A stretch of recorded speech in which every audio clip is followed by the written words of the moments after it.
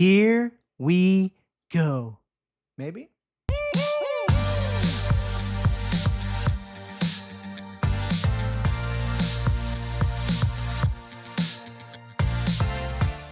What's up, YouTube? Kedris here, and I'm reacting to Nottingham Forest finally getting a signing in the January window. We've brought in Lorenzo Luca, Napoli on loan from Udinese. This is the post from David Ornstein. Nottingham Forest reached total agreement with Napoli to sign Lorenzo Luca, 25-year-old striker, joining Forest on loan until summer with a $40 million option to buy. Keep in mind, it is optional. It's not mandatory like Douglas Luiz. Italy international due to fly from Napoli to this evening to take medical and complete the move, per the Athletic. I think that tells us that he's not going to be the Europa League squad. I think that was pretty obvious. It only took a second to think about that. Fabrizio Romano backs him up. Lorenzo Luca to Nottingham Forest. Here we go. London deal from Napoli for initial €1 million loan fee. That's interesting because the loan fee that Frankfurt paid us for Cali Muendo was $1 million as well. So it was kind of like we swapped Cali for picking up Lorenzo Luca. But anyways, Luca set to travel to England to join Nottingham Forest. Like I said, he's not going to play. I don't know if he plays this weekend at Brentford. I want to think so, but I don't know. What can I say about him? 6'7", aerial monstrosity, 201 centimeters for anybody who uses the metric system. The entire world except the United States. But he is exactly what you want in a Sean Dyche striker. Tall, aerial threat, immobile, not that good at passing, and not that good at dribbling either. He is what we want in a Sean Dyche striker. What does that say for us moving forward? I don't know, but he is only temporary. I don't know if this is until the end of the season. That's not talked about in either of these tweets. If it's like until the season ends, or if it's something that can be triggered next January. Moving on to Lorenzo Luca, 16 matches, 408 minutes, only one goal. Not really very prolific.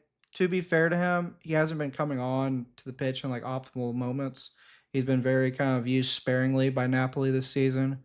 And that's kind of put him in a situation where he only really comes on when they're done with the match or they're chasing the match. And they haven't been creating opportunities, and they're trying to throw a last-minute wrench in.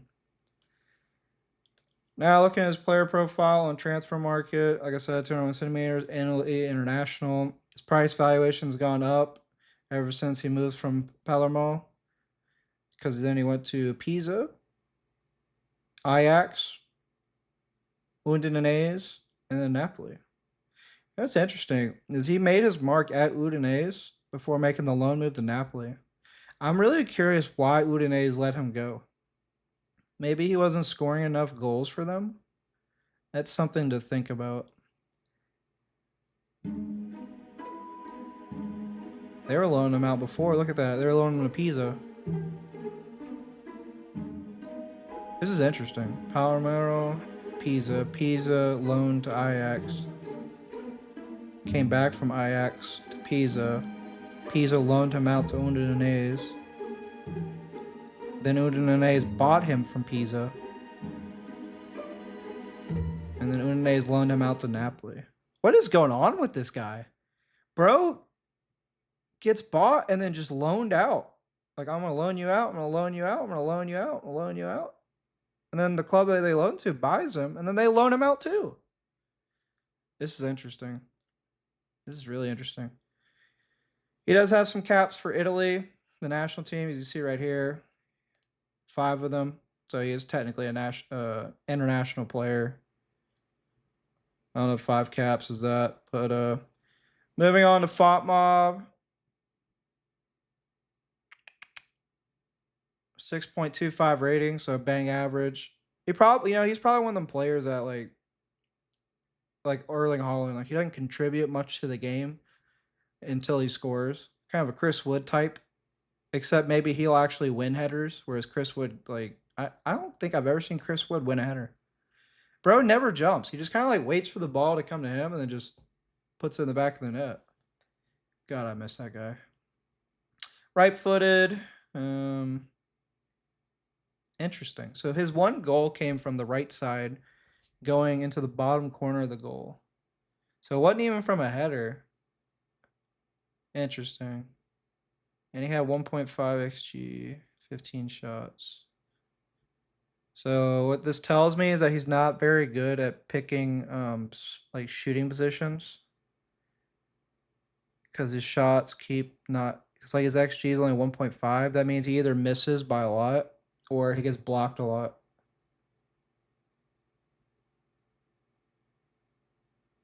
Interesting.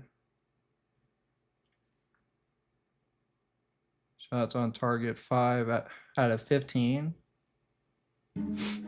Hmm.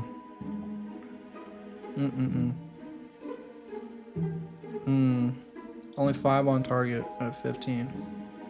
And he's only scored one of those 5 on target. I don't know. I'm kind of getting depressed looking at this.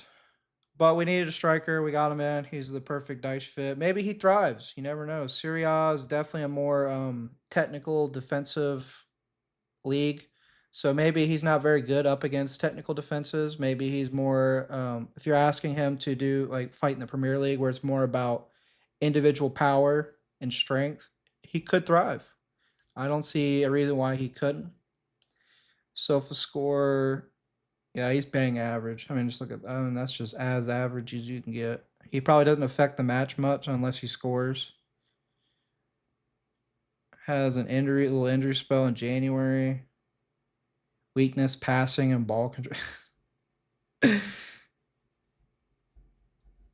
I did like a preliminary look at him, and just from watching some videos, I knew his passing wasn't very good. Okay. Right-footed. Damn, the match he scored the goal in, they drew. 6.3 rating in a match that you score in. All right, well, that's all I gotta say about that. Got a little depressed a little bit after looking into it a little bit more, but you know, it is what it is. Hopefully he thrives at Forest. You never know the players at Forest that will work. I mean, we all thought Backwell would be a huge sensation, and he's kind of turned into a little bit of a dud. Moving on to other things I wanted to talk about in this, I thought this would be a good opportunity to throw out my Zinchenko departs thing. I kind of made a post about it, but didn't make a video because I didn't think there was much to talk about. But there is some confusion in the fan base. So Forest didn't have a break clause for Zinchenko. Therefore, the only way Zinchenko could leave the club was if Arsenal recalled him. And in order to recall him, they would have to pay a fee. So a lot of people are confused, thinking that we sent Zinchenko back. We did not. Arsenal recalled him and then sold him to Ajax. On another thing that I want to talk about, I put Awani into my preview video lineup for Braga. Turns out he's not in the Europa League squad. I don't know why he wasn't added as an injury designation once Chris Wood got hurt, but he's not part of the Europa League squad and still hasn't been added. So going to this match, the second option I was talking about in my video will be applied. I think Ndoye will start up top and Dominguez will start on the left. I would like to see other people play like Bakwa and Hutchinson, but Hutchinson is also not registered, and Bakwa, I don't know why Dice isn't giving him a fair shake. Maybe we see some spice. Maybe he brings him in for this match. I can pray, I can hope, you know.